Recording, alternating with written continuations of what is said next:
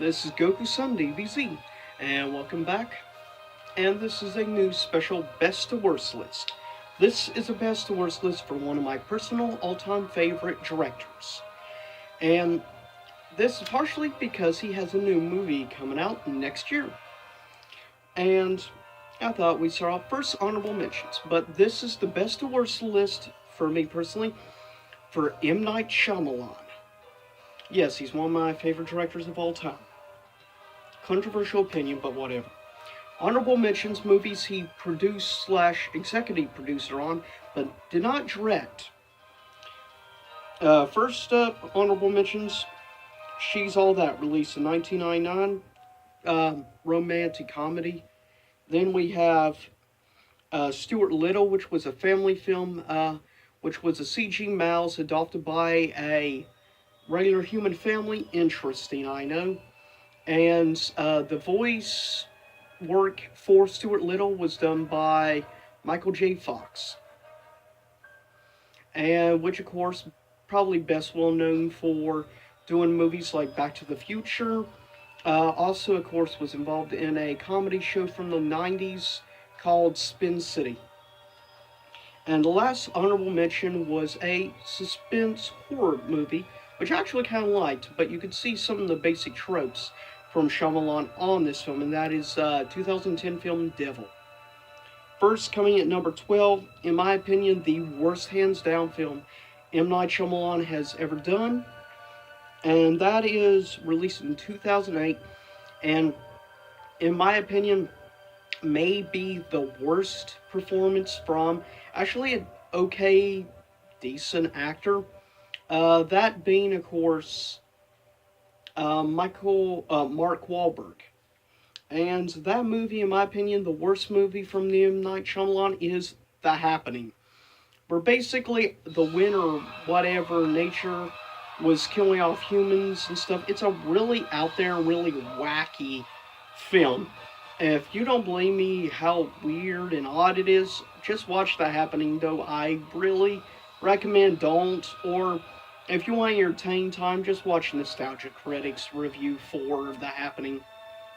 It's better not to put yourself through the torture I put myself through. And by the way, I've seen at least all these movies twice, unfortunately.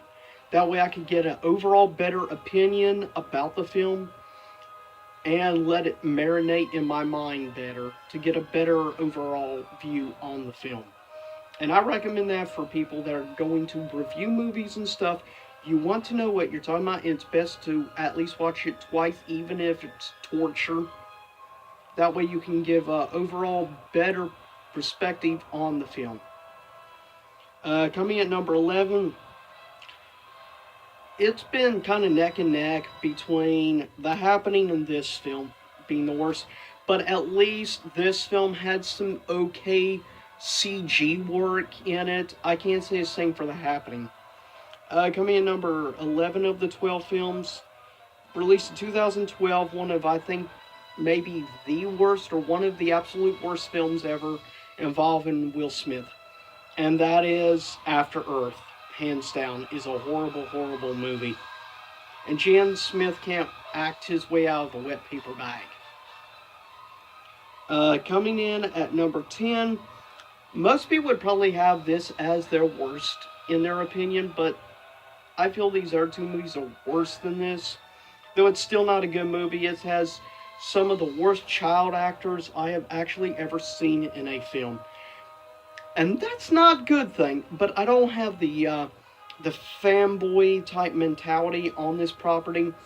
Coming in number 10, released in 2010, is The Last Airbender, or based on the animated series from Nickelodeon, Avatar: The Last Airbender.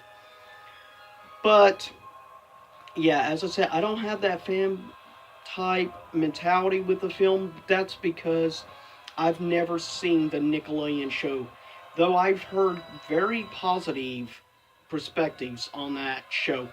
Nostalgia Critics been a very big, outspoken supporter of that show.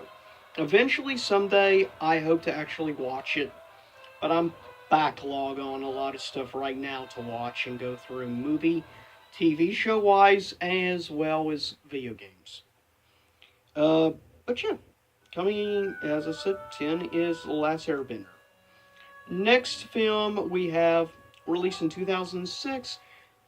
I think there's at least one or two redeeming things about this film, which is why at least it's not as bad on the list, though it's still in the negative category for me of films. And that is the film Lady in the Water. The acting work, in my opinion, for the most part in this film is pretty atrocious, in all honesty. It's really not well executed or well done overall, in my personal opinion, that is, however. But I've seen this movie 2 or 3 times, but to give a better overall perspective, I will say from the artistic standpoint, with the CG and some of the art direction, at least of this other world where the Lady in the Water or whatever comes from, the artistic parts of it actually are really well done. That's the redeeming part for me of the film, is the art direction. Because certain artistic elements of that other world kind of remind me of something I would expect from Del Toro of directors. So that's a positive in my opinion, because I think pretty highly of Del Toro as a director. But yeah, Lady in the Water, 9. Next, we're going more towards the middle range movies for me. This next film was actually the debut overall cinematic for M. Night Shyamalan. I doubt most people have seen number 8 or number 7. Coming in at number 8, I think overall is a film that has not aged great, but you can see where really he's just, of course, obviously starting out, so that's to be kind of expected for early work. And that is released in 1992. The film is called Praying with Anger. It's an interesting film. If you're actually curious to see the early days, to see where M. Night Shyamalan actually started overall, I then recommend checking this film out. But I recommend more of this next film because I think it's a bit better. Released in 1998. The film is called Wide Awake. It's actually not a bad film either. It's better than Prayer or whatever, Praying with Anger. But still, I actually recommend if you want to see the earlier work from Shyamalan, check it out or check out Wide Awake. But with that said, next, here we go. Coming in at number 6 is a film some people probably have lower ranked than I do, but I don't despise this film as much as other people do. And that is M. Night Shyamalan's 2004 film, because the problem is it was marketed and advertised as a horror film. It ended up being a coming-of-age story / drama. But the redeeming qualities is the acting work in the film. But given Joaquin Phoenix was involved in this film, I'm not surprised the acting job was better, because he's a pretty high caliber actor in my personal opinion. But coming at number 6 is The Village. Next we have actually his return, in my opinion, to form, and that is his 2015 film called The Visit, which is sort of a horror / comedy of sorts, I guess you could say, with A Visit.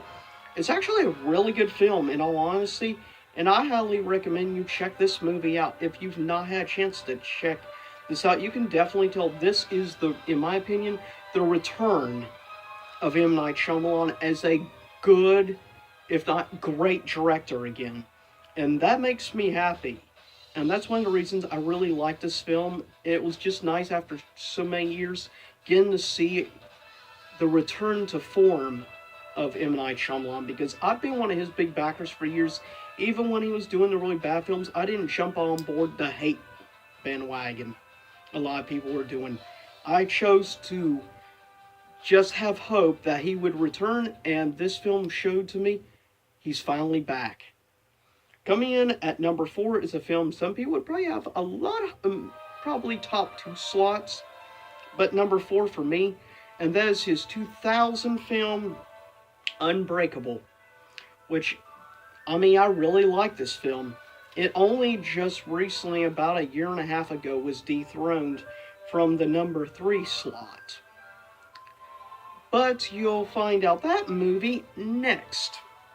But yeah, number 4 is Unbreakable, which is a superb superhero-esque type film. Most people didn't get it, since it's obviously not based on a comic book of any kind. It's an original, obviously, work of M. Night's, but really good. And I think it's one of probably the best performances from Bruce Willis.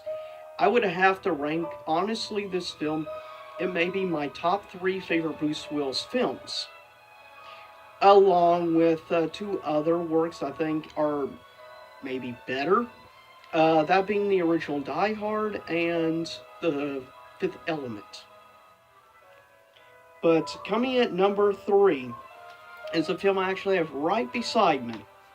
And this is my number 3 favorite film, released in 2016. Sort of a prequel or whatever, connected to actually Unbreakable, and leading up to next year's film, which I'm very much looking forward to, called Glass, is a great suspense thriller called Split. And it's about the only rated R film, to my knowledge, that M. Night's actually done. And James McAvoy, of course, is the main star. And I'm not surprised that ended up a superb film, because, in all honesty, James McAvoy is a really good actor. I've loved his work as Charles Xavier in the prequel X-Men films.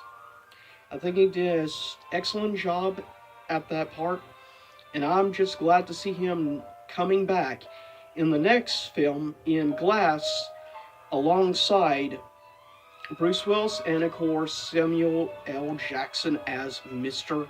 Glass. I can't wait for that movie next year. And coming in at number 2 is probably a lot of people's maybe number 1 favorite film, but for me, number 2 favorite. Released in 1999, starring Bruce Willis and a young, upcoming child actor, which has real potential, but is better known for video game voice acting work today. Of course, he is best well known as the boy, thanks to this movie, as the boy who says, "I see dead people." Coming in at number 2 is The Sixth Sense. But more today, you probably know this actor better as the voice actor for Sora in the Kingdom Hearts franchise.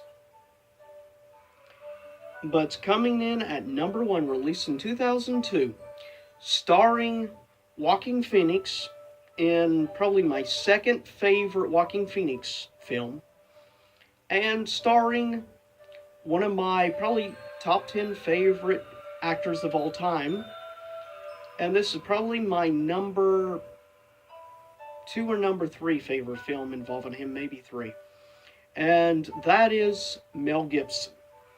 And this film is a great, in my opinion, one of the best modern thriller films of all time for me personally, and it really is what got me hooked. I mean, M. Night Shyamalan really got me interested with The Sixth Sense, but this is the film that made me become a big fan of his. And that is his film, Signs. Hands down, my all-time favorite film from the director, M. Night Shyamalan. But with that said, leave a comment below and let me know what your personal favorite M. Night Shyamalan film is, and what do you think is his worst film of all time. But with that said, I'll get ready to cut this video. Hope you enjoyed the music in the background from Gravity Rush. And stay tuned for future best to worst lists. And I have a couple of upcoming things. And I just released a new comic book review last night. Check it out. Which is X-Men, is Street Fighter vs. Darkstalkers, issue number 8. And I have coming in the next few weeks another comic book review, issue 4 of Killer Instinct. So stay tuned for that. And I'll see you all next time. Same YouTube time, same YouTube channel.